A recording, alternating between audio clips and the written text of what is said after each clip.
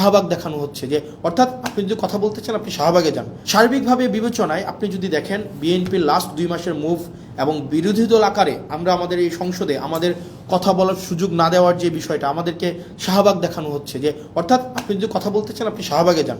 শাহবাগে আপনি যা ইচ্ছা তা বলতে পারবেন, এটা পার্লামেন্ট, এখানে আপনি যা ইচ্ছা তা বলতে পারবেন না। এখানে শুধুমাত্র সেটাই বলা যাবে আপনি বিরোধী দল, আপনি মাত্র এই কয়টা সিট নিয়ে আসছেন, আপনি আবার এত বেশি সময় পাবেন কেন?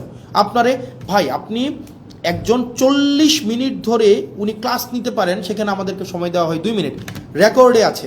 আপনি যদি দেখেন আমরা যখন একটা বিলের বিরুদ্ধে দাঁড়াইলাম, মানবাধিকার কমিশনের বিলের বিরুদ্ধে দাঁড়াইলাম, আমাকে সময় দেওয়া হলো যে মিস্টার আবদুল্লাহ আপনার সময় 2 মিনিট। আর এইটার রিভার্টাল যখন আসাদুজ্জামান সাহেব দিলেন উনি 25 মিনিট প্লাস হচ্ছে উনি রিভার্টাল দিলেন।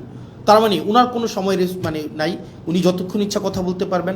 উনি দাঁড়াইলেই উনার মাইক অন করবেন, উনি সালাউদ্দিন সাহেব দাঁড়াইলেই উনার মাইক অন হবে এবং ওনার রেকর্ডের জন্য ওনারা সব কিছু বলতে পারেন। কিন্তু আমাদের রেকর্ডের জন্য আমাদের মাইক অন করা হয় না।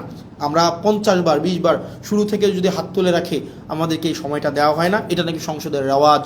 তো সংসদের রেওয়াজ এবং সংসদের আইন আসলে কোনটা কি, সবগুলোই হচ্ছে সরকার যেভাবে চাইবে সেটাই, যেটা অভ্যুত্থান পরবর্তী সময়ে যেটা আমাদের জন্য অপ্রত্যাশিত ছিল।